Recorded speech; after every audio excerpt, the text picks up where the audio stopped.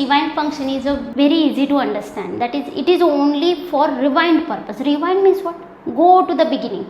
Means wherever the file pointer may be currently, you can shift that file pointer at the beginning with the help of this rewind function. The syntax is like this. You have to just call that rewind, return type is void, and here you have to pass that file pointer, file star fp. Getting? This is just a syntax of rewind function.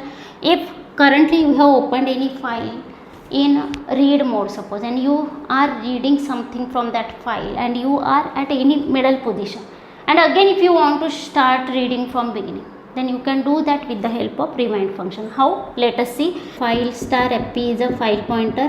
We have opened that file in read mode. Let fe open, and here abc.txt in read mode again.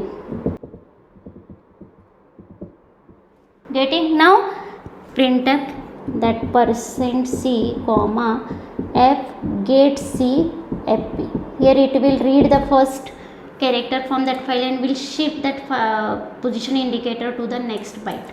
Then again I am calling same thing, like printf %c f get c fp. Again I am calling.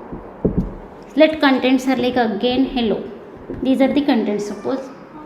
Now currently whenever we open that file in read mode, the file pointer will be at this position. It will read that h character. With the help of this fgetc function, we are reading that character, and the position indicator will be shifted to the next character. That's why here we will get h displayed. Again same thing we are doing, that e character will be returned and that file pointer will be shifted towards next character. That's why here we will get a. Now here currently the file pointer or that position indicator will be at this place, but again I want to shift that to the beginning, then I can call like rewind fp, and let I am writing this statement again here, then again I will get that h character displayed.